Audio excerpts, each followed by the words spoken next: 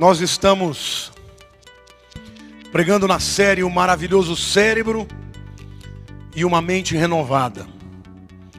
Essa é a quarta mensagem. O tema da mensagem de hoje é o inconsciente. Olha para o teu irmão do lado e fala: o seu inconsciente vai ser desvendado.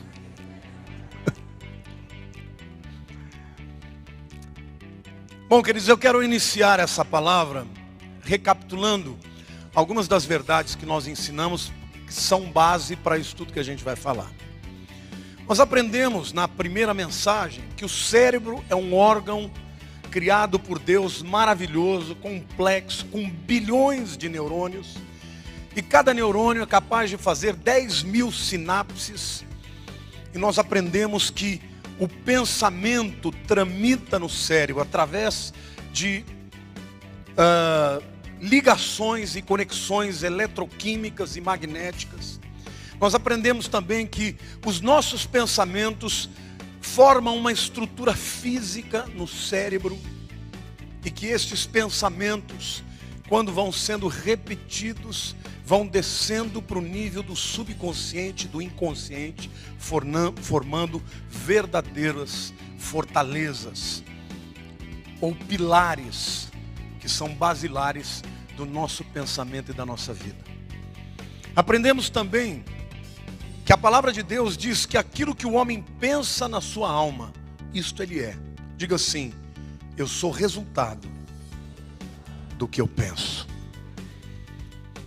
O cérebro, ele é um órgão tão complexo que ele tem áreas independentes que são responsáveis por setores diferentes da vida. Por exemplo, quando você pensa racionalmente, é o neocórtex que você instiga, que você exige, que você faz trabalhar. Quando você pensa na visão espacial, você entra por essa porta, você tem discernimento de qual a distância de um lugar que você vai sentar. Você está usando o lobo ou o córtex temporal. A visão propriamente dita, o córtex occipital. Tem a área do movimento, tem a área da fala, tem a área dos sentimentos, que está mais ligada ao sistema límbico. Ou seja, o cérebro é muito complexo e ele opera em circuitos do pensamento independentes. Mas estas áreas, elas são também interdependentes. Elas se conectam. Uma informa a outra. Uma impacta a outra.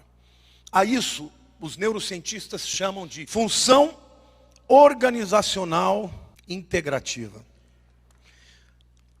Ou seja, é um nome bonito para dizer que o teu cérebro tem diversas áreas separadas que se juntam quando você pensa. Tudo isso é muito bonito. Mas os cientistas descobriram que 90%, diga 90%, de toda atividade cerebral se dá no inconsciente. Só 10% se dá no nível consciente. Tudo que você percebe durante o dia, o teu cérebro está captando. Muitas vezes isso não é no nível do consciente. Por exemplo, uma pessoa vem e fala uma coisa para você e você nem presta atenção direito. Mas lá no teu subconsciente, lá no inconsciente, você grava aquilo como uma rejeição, como um desamor. E aquilo fica arquivado, esperando um gatilho para vir para fora. Os neurocientistas dizem que nós somos muito mais influenciados pelo inconsciente do que pelo consciente. A nossa percepção de vida, as nossas reações, os nossos sentimentos, as nossas convicções são muito mais profundas no nível do inconsciente do que no nível do consciente. Então, falar do cérebro, falar da mente e não tratar do inconsciente é arranhar a superfície. Mas hoje Deus vai falar com você e vai te ensinar os caminhos para ter um cérebro saudável e uma vida plena, cheia de alegria, em nome de Jesus. Quantos querem receber? Diga: eu creio. Amém? Bom, já sabemos então que 90% da atividade cerebral é inconsciente. Como é que nós podemos mudar aquilo que a gente não sabe? Como é que você tem sentimentos que você tem e você não explica? Você já sentiu isso? Às vezes uma reação, às vezes aquele sentimento que está dentro de você, você percebe pessoas que chegam para mim muitas vezes no aconselhamento e dizem: pastor, eu tinha tudo para ser feliz. Eu tenho uma família boa, eu tenho um bom emprego, eu tenho amigos, eu tenho uma casa, mas lá dentro de mim tem um vazio, um buraco que eu não consigo explicar. Isso está no inconsciente. Por isso, entender o processo de transformação do inconsciente é muito importante. Eu quero que você saiba, querido, que uma das coisas que os cientistas descobriram é que o estresse é o principal elemento que causa danos ao cérebro e à mente. Você não foi criado para viver estressado. Diga para o teu irmão do lado: está estressadinho? Diga: relaxa. Diga: Jesus quer que você fique em paz. Eu vou falar de uma coisa aqui, porque depois eu estou apresentando aqui alguns parâmetros e depois eu vou começar a entrar na palavra de Deus mesmo. Os cientistas dizem que o mundo de hoje tem um estilo de vida que é mais estressante do que qualquer outro. Existe na linguagem do computador o que a gente chama de multitask. É quando você abre, task no inglês é trabalho. É quando você abre o teu computador e você faz várias coisas ao mesmo tempo. Você fecha uma janela, entra noutra e vai. Quanto mais janelas você abre, mais o teu computador fica lento. Hoje em dia, os cientistas dizem que o pensamento multitask, ou múltiplos pensamentos ao mesmo tempo, é absolutamente devastador para o cérebro. Por exemplo, você é daquele tipo de pessoa que assiste televisão, escrevendo no computador, com o celular no Facebook, e tenta escrever para 2 pessoas, para 3, ao mesmo tempo que está teclando com você, e ainda está conversando com o marido ou com a tua esposa. Quantos fazem isso? Eu quero te dizer que isso é veneno para o teu cérebro. Em outras palavras, 99% das pessoas, principalmente dos jovens dessa geração, estão estressados. Já levanta de manhã estressado, não sabe, mas não sei, estou sempre cansado. Claro. Coitado do teu cérebro, que tem que fazer isso tudo uma vez. E isso prejudica imediatamente atenção, foco, aprendizado. E isso é resultante, é provocador de depressão. Mas você sabe o que os cientistas, os neurocientistas estão dizendo também? Pesquisas que duraram mais de 6 meses com pessoas que meditam de 10 a 15 minutos por dia. O que eles chamam de meditar? Abrir mão de tudo, entra no seu quarto, apaga a luz e pensa em Deus. O que eles chamam de meditação, nós chamamos de oração. Sabe o que eles dizem? Estudos feitos com ressonâncias magnéticas, depois de 6 meses em que pessoas estressadas passaram a meditar diariamente, orar. Principalmente porque nos Estados Unidos o povo é ora. O resultado depois de 6 meses é que o foco tinha aumentado, o QI tinha aumentado, a atenção tinha aumentado e sentimentos de alegria estavam tomando conta dessas pessoas. Diga para a pessoa do teu lado: a primeira coisa que você precisa aprender hoje é que não tem melhor maneira de reduzir o estresse do que a oração. Amém, glória a Deus. Quantos aqui querem orar ao Senhor, entregar as suas vidas. Amém? A oração é a coisa mais importante para quebrar esta arma que o diabo usa, que é o sistema, para te afastar de Deus, para te afastar do bem-estar. Pessoas estressadas são pessoas infelizes, são pessoas incrédulas, são pessoas que vão adoecer cedo ou tarde. Nos nossos estudos do cérebro também, nós aprendemos que muitas doenças do corpo são doenças que se originam na alma ou na mente. Amém? Mas eu quero falar para vocês hoje que a palavra de Deus diz em Salmo 46, versículo 10: aquietai-vos e sabei que eu sou Deus. Está estressado, entra no teu quarto, respira fundo e diz: Senhor, eis-me aqui. Eu creio que o Senhor é Deus, acima das circunstâncias. Eu creio. Você já viu gente que ora diariamente? Você não vai ver uma pessoa dessa estressada. Quem ora, descansa. Quem ora, entrega. Você cuida do teu corpo. As academias estão lotadas. Tudo bem, glória a Deus pelas academias, embora eu não frequente nenhuma. Mas eu cuido da minha alma, porque eu oro todo dia, eu entro na presença do meu Deus, entrego, e vou dizer uma coisa, eu vou viver mais do que muito magrinho que está aí. Eu não tenho estresse, irmão, eu não tenho estresse. Quando eu estou triste, eu choro para Deus, eu saio alegre. Quando eu estou com medo de enfrentar o inimigo, eu chego para Deus e me apequeno na presença dEle, Ele me engrandece. Eu entro como um gatinho e saio como um leão. Deus é capaz de transformar o estresse da tua alma através da oração, amém ou não? Aplauda mais e bem, eu creio. Diga, eu creio.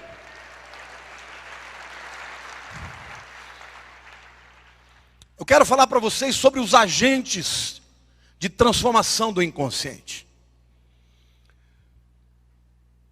Houve um grande psiquiatra, discípulo do próprio Freud, chamado Carl Jung. Quantos já ouviram falar do Carl Jung? Esse psiquiatra, ele fez uma observação nos diversos pacientes que ele atendia, que eles apresentavam características semelhantes aos seus familiares. Características do inconsciente, interpretada muitas vezes através dos sonhos. E ele veio então com uma teoria chamada do inconsciente coletivo. Quantos já ouviram falar sobre isso? Ele dizia o seguinte, que cada um de nós tem um inconsciente pessoal, que é resultado das nossas experiências de vida, e um inconsciente coletivo, que era herdado através dos familiares. E essa teoria dele se tornou um motivo de celeuma, de discussão, até hoje, muito grande entre os psicólogos. Por quê? Porque muitos defendiam que nós somos subproduto do meio, daquilo que recebemos das influências do meio. Outros defendiam que nós temos comportamentos que são genéticos. E ninguém provava absolutamente qual das teorias era correta. Até que veio a ciência, a neurociência, e através especificamente de uma disciplina da ciência chamada epigenética, que com estudos e trabalhos provou-se que os pensamentos interferem no DNA. Você, através de pensamentos repetitivos, você pode desligar alguns genes ou ligar outros genes. Ou seja, aquilo que eu penso vai determinar a minha genética. E aquilo que está na minha genética é passado para as minhas gerações. Sabe o que a Bíblia diz em Êxodo capítulo 20, nos 10 mandamentos, versículos 5 e 6?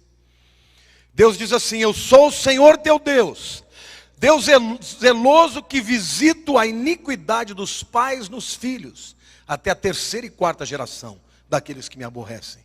E faço misericórdia até 1000 gerações daqueles que me amam e guardam os meus mandamentos. Deus já está dizendo que uma iniquidade passa para as gerações seguintes, até a terceira e quarta, mas que uma atitude de fé e de obediência a Deus vai como misericórdia por 1000 gerações. Amém ou não? Então, querido, saiba você que, em primeiro lugar, um dos elementos de transformação do inconsciente, seja o inconsciente coletivo, ou seja o que a epigenética diz, os meus pensamentos interferem no meu DNA. E é por isso que você vê famílias inteiras com patologias semelhantes. Pai deprimido, pai bipolar, pai com toque, filhos com grande propensão. A genética levando um comportamento. Eu citei no culto das 5 a Lilian. A Lilian, quando eu me casei com ela era uma menina maravilhosa, sempre foi muito íntegra, mas ela era uma menina que tinha muita tendência à depressão. E na família dela, isso tinha muitas pessoas que tinham esse comportamento. Dos antepassados dela. Mas, por mais que eu falasse com a Lilian, não era no nível do consciente. Era do inconsciente. Mas eu vi a Lilian sendo transformada do dia para a noite, quando ela foi batizada no Espírito Santo. Aquela mulher depressiva se tornou uma guerreira. E hoje, muitas vezes eu vejo a Lilian entrando no quarto, ela fala: agora não quero que você entre, porque eu vou orar e vou buscar o Senhor. E muitas vezes eu vi ela saindo de lá como uma guerreira cheia de visão. Querido, a Bíblia nos ensina que a palavra de Deus, que a oração pode transformar o inconsciente. Você não precisa viver à mercê daquilo que você recebeu dos teus antepassados. Você pode escolher ser diferente. Em nome de Jesus eu profetizo isso na tua vida. Você pode escolher dizer: eu não quero isso para a minha vida. Eu vou ser diferente. E Deus está ensinando aqui.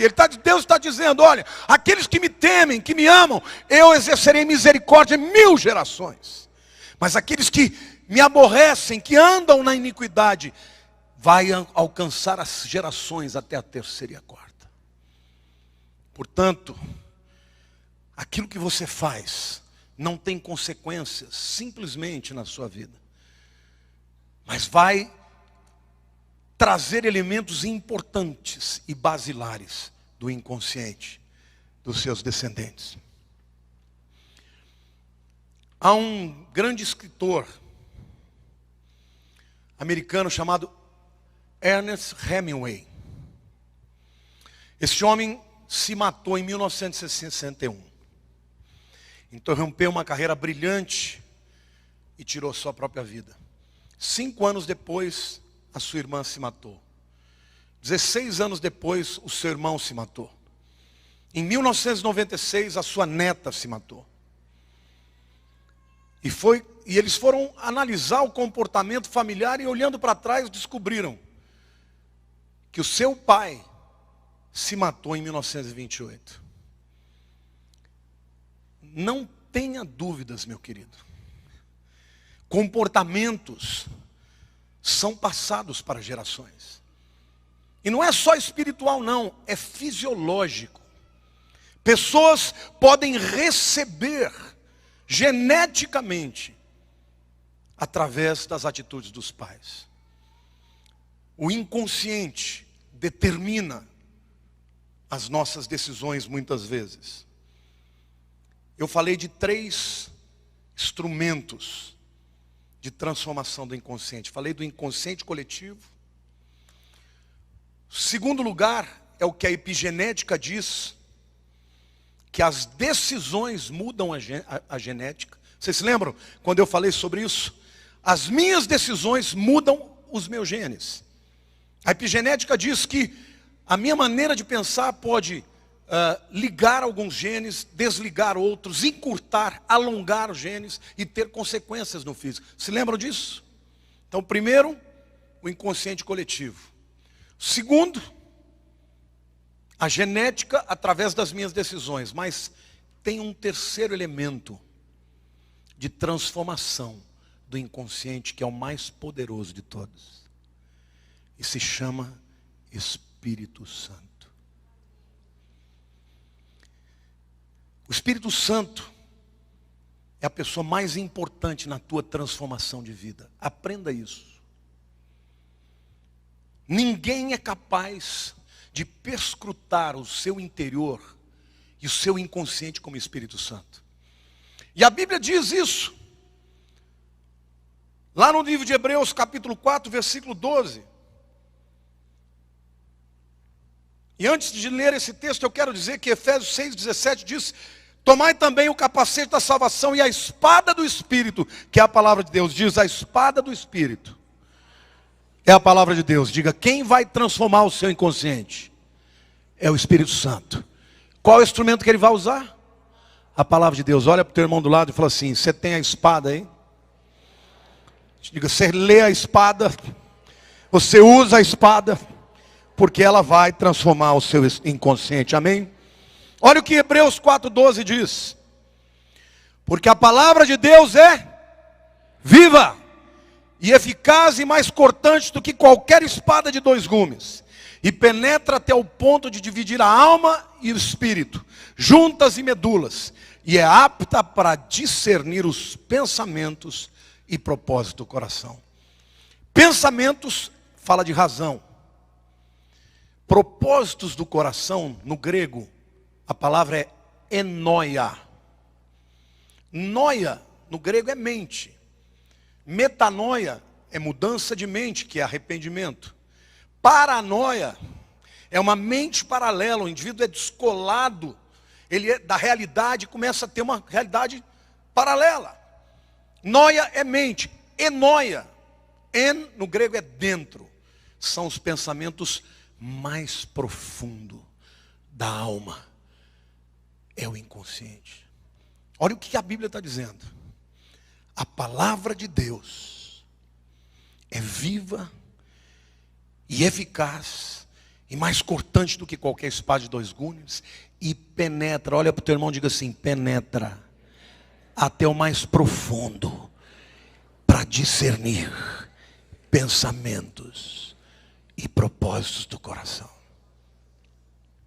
O Espírito Santo, quando você nasce de novo, ele começa um trabalho na sua vida. E ele vai mais profundo.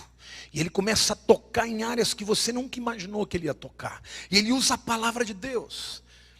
E querido, você pode ter certeza de uma coisa: todos nós temos falhas e nós erramos. Mas Deus, certa vez, Jeremias, que era um grande profeta, Deus chama Jeremias e fala: Jeremias, sai de onde você está e vai para a casa do oleiro.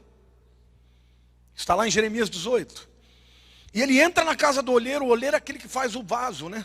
E ele está trabalhando, fazendo o vaso. Ele pedalava no pé, a roda ia, né? E o barro ele ia formando com a mão. E Jeremias está olhando e ele percebe que o vaso que estava sendo formado estava defeituoso. E o oleiro, ao invés de pegar o vaso e jogar fora, ele quebra aquele vaso e bota barro de novo e começa a refazer. E aí Deus fala: Jeremias, assim diz o Senhor: eu sou oleiro, e eu vou fazer com a casa de Israel desse jeito. E Deus me mandou dizer para você hoje: você pode ser um vaso que está quebrado, você pode ser um vaso que está com defeito, mas o Espírito Santo vai quebrar a tua vida e fazer de você um vaso novo, para a honra e glória do seu nome. Você não tem que viver uma vida de derrota, porque Deus vai quebrar você e lá no profundo da tua alma e vai reconstruir. E o Espírito Santo vai reconstruir a tua alma e vai transformar o teu interior e o teu subconsciente cheio de defeitos, cheios de estruturas mentais defeituosas que Satanás fez na tua vida. E ele vai reconstruir. Deixa eu fazer um parênteses aqui para os jovens.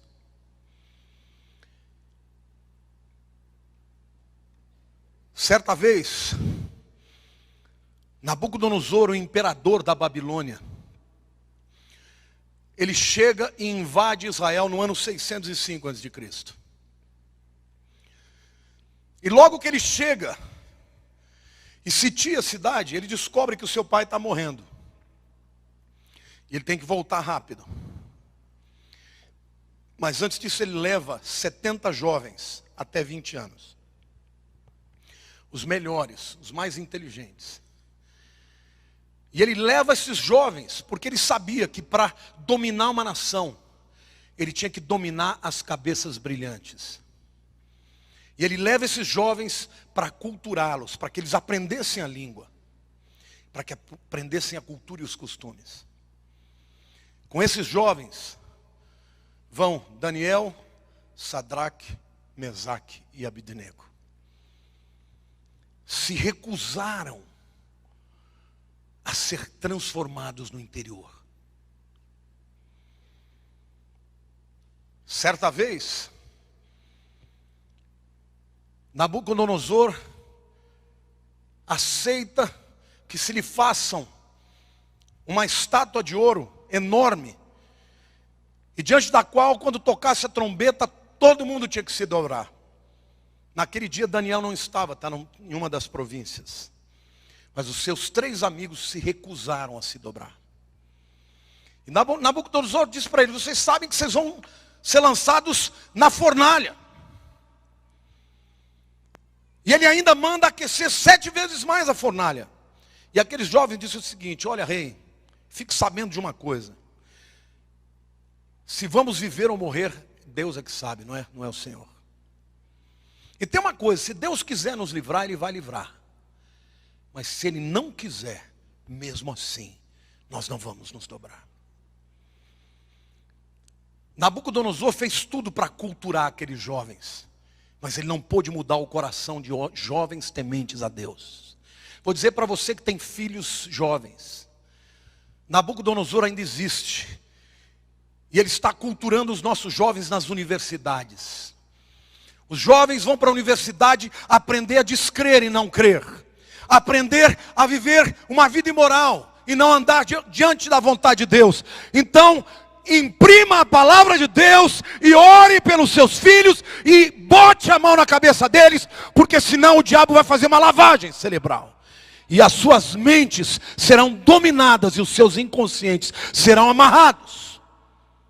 Mas aqueles jovens foram jogados na fornalha amarrados.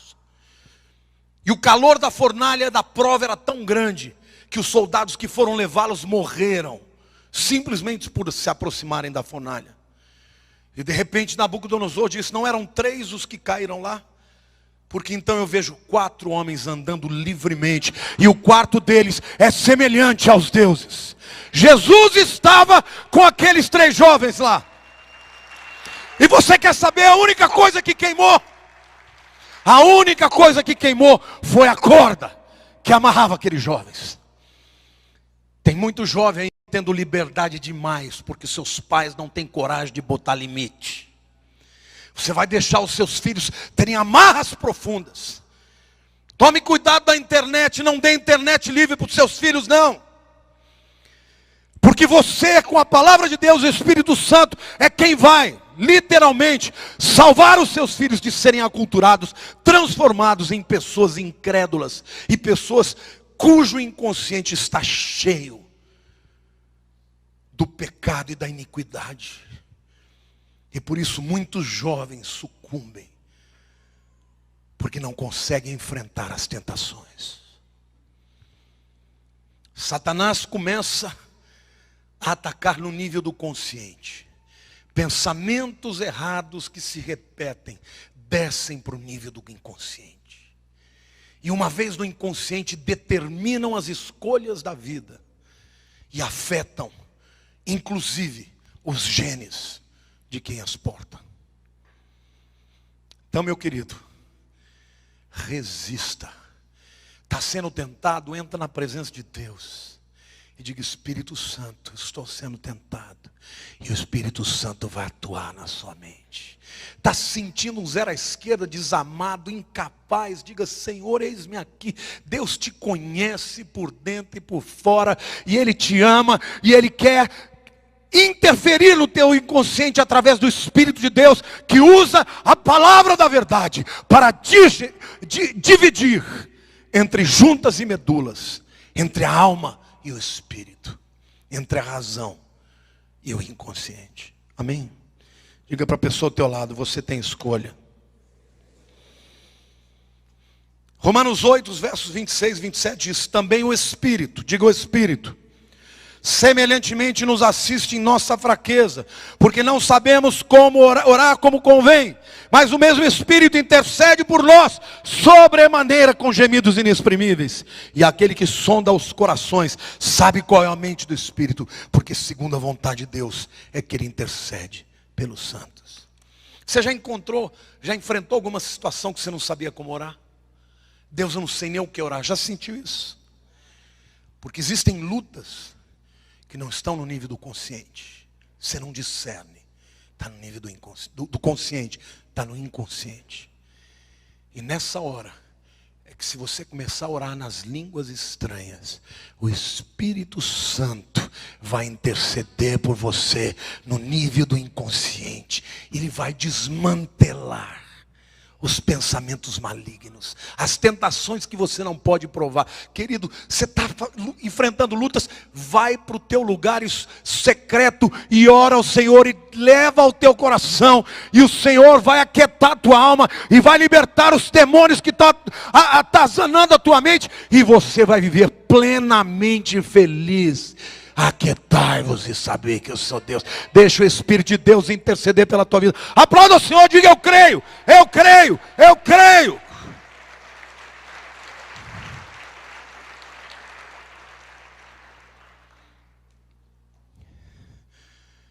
Deus certa vez deu uma palavra para Ezequiel, capítulo 18, versos 2 e 4, até 4.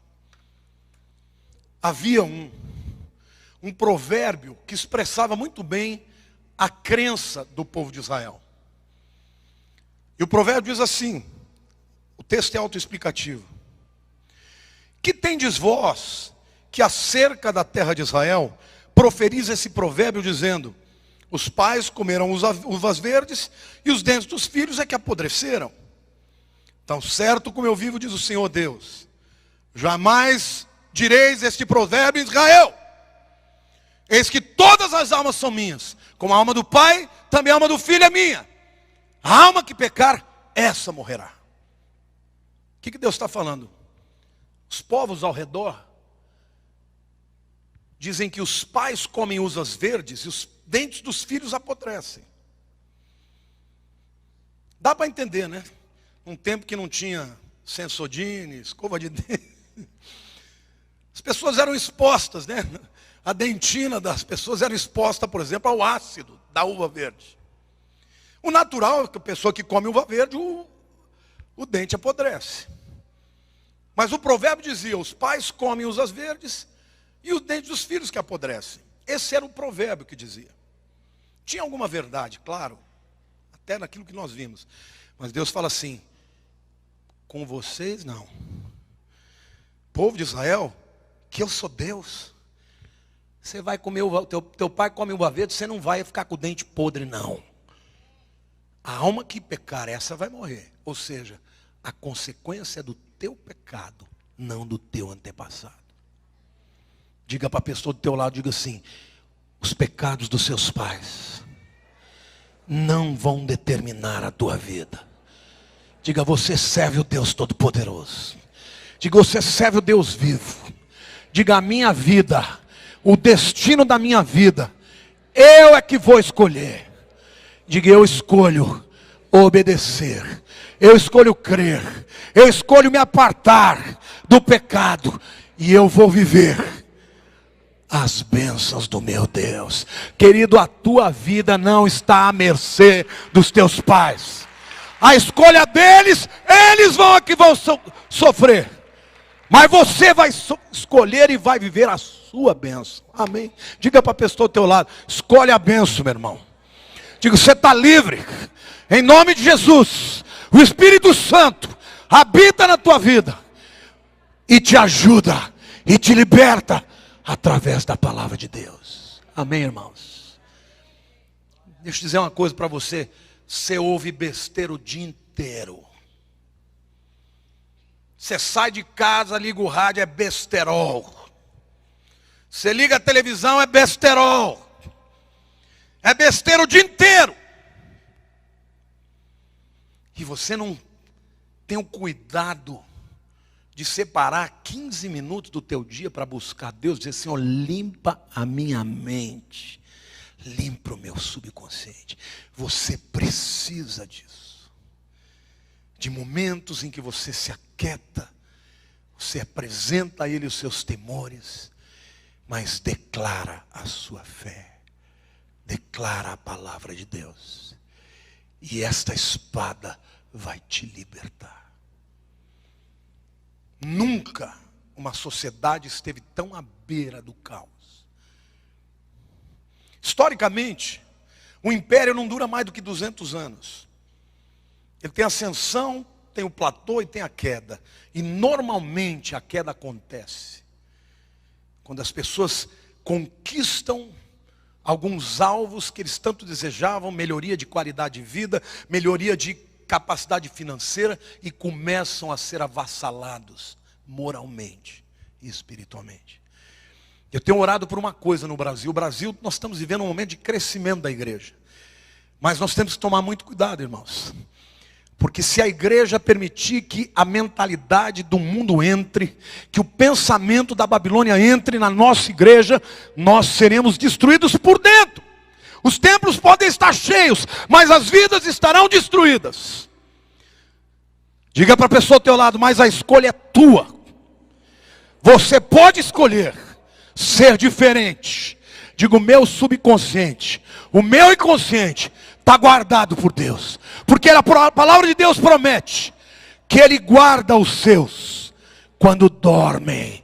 Até quando você dorme, o Espírito Santo trabalha na sua mente, para que você não seja avassalado por todas as mentiras do inimigo. Amém? Aplauda mais, diga eu creio. Diga eu creio.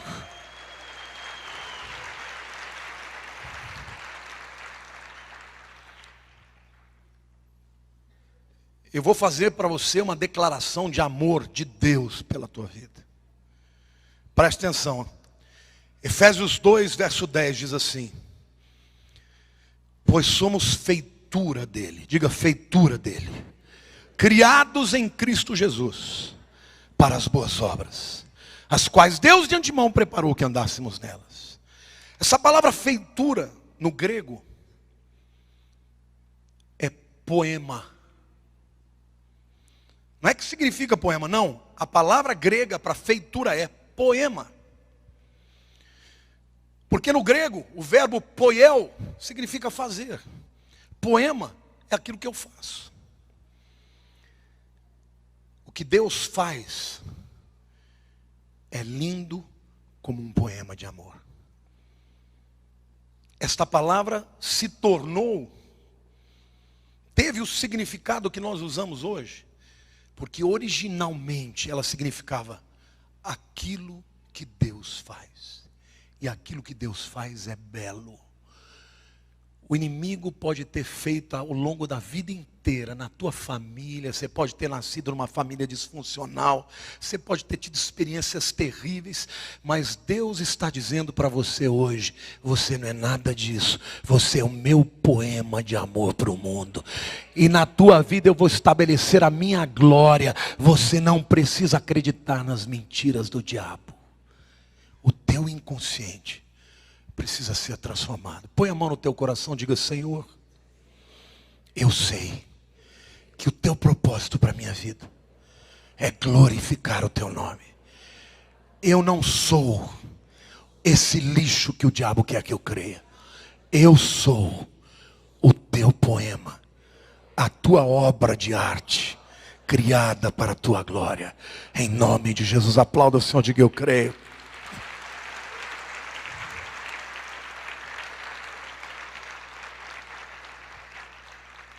Diz que uma menina foi escrever uma redação na escola. E ela escreveu uma redação em 4 capítulos. E essa redação dela é muito interessante e traz uma lição muito prática para a gente. Diz que o capítulo 1 estava escrito assim: eu fui para a escola e no caminho encontrei um buraco fundo e eu caí. A culpa não foi minha. Capítulo 1 fechou. Capítulo 2. Eu fui para a escola e eu encontrei um buraco grande no caminho e eu caí. A culpa é minha. Acabou o 2º capítulo. 3º capítulo. Eu fui para a escola e havia um buraco grande no caminho e eu desviei dele. Acabou o 3º capítulo. Capítulo 4. Eu fui para a escola, havia um buraco grande no caminho e eu mudei de caminho. Você pode cair uma primeira vez porque você não sabe, a culpa não é tua. A segunda, se cair, a culpa é tua. A terceira, você dizia. A quarta, fala, eu não quero correr o risco e eu vou mudar de vida. Então para de ficar voltando para trás e caindo nos mesmos buracos. Porque Deus te deu a capacidade de escolher. Eu não quero isso para a minha vida. Amém ou não? Aplauda mais, diga eu creio. Eu creio. Eu creio.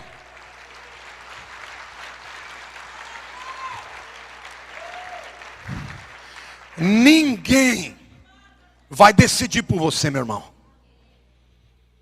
Espírito Santo já está na tua vida.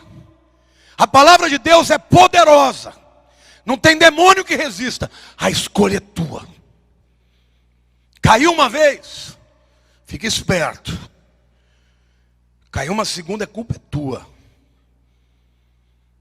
Desvie do caminho. Mude de caminho. E o teu cérebro vai agradecer. E o teu inconsciente vai dar glória a Deus. Amém? Você conhece as suas fraquezas. Mas o Espírito Santo intercede por elas.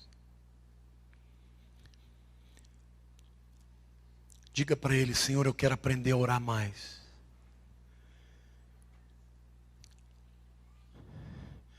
Eu quero aprender a ter alegria na tua presença. Eu preciso disso. Abra o teu coração agora. Se exponha a Ele. O Senhor está te chamando hoje, dizendo, filho, os grandes homens da Bíblia não eram melhores do que você. Mas eles descobriram o valor da oração. O rei Davi, já como rei, ia 7 vezes ao templo por dia para adorar o Senhor e para buscar a sua presença. O primeiro ministro da Babilônia e depois da Pérsia, Daniel, orava 3 vezes ao dia. Você acha que você não precisa disso? Aprenda a me buscar. Porque eu me alegro quando o meu povo me busca. Você chegará a mim pequeno e sairá da minha presença engrandecido. Você chegará a mim destruído e sairá reconstruído. Você chegará a mim muitas vezes amarrado e sairá liberto. Assim diz o Senhor. Eu estou inclinado. Os meus ouvidos estão inclinados. O meu braço está estendido para aquele que me buscar. Eu sou o Senhor, o Deus que salva, o Deus que cura, o Deus que liberta. Além de mim, não há outro Deus. Busquem a minha presença e sejam libertos. Busquem a minha presença e recebam a glória que eu preparei na eternidade para os meus filhos. Os vossos trapos de imundície serão substituídos pelas minhas vestes de glória. Eis que levanto ao quebrado, que restituo os joelhos trôpegos, que endireito as veredas, que alegra o coração. Troco a depressão e a tristeza profunda pelo vigor, pela minha força, porque a minha força e o meu poder se aperfeiçoam na fraqueza. Vinde a mim, vós que estáis abatidos e cansados, e eu vos aliviarei. Tomai o meu jugo e aprendei de mim, que sou manso e humilde de coração, e alcançareis descanso para as vossas almas. Descansai e sabei que eu sou Deus. Não tema o futuro, porque eu já estive lá, e a vitória ganha. Eu nunca perdi uma batalha. Se você estiver comigo, você também não perderá. O impossível será realizado, diz o Senhor. Eis que estou levantando uma nova geração de guerreiros que me desejam mais do que qualquer coisa do mundo, de guerreiros que abandonam as armas do inimigo e tomam posse das armas dos céus. Eis que estou preparando a minha igreja para a batalha final, para um tempo de grande luta, e somente os guerreiros subsistirão. Eis que os meus anjos estão neste lugar com espadas desembainhadas para quebrar os grilhões. Clama a mim, povo meu, e eu revelarei o meu braço forte. Eis que hoje estou aqui derramando uma chuva de águas vivas para lavar as almas, para purificar os pecados, para quebrar os grilhões.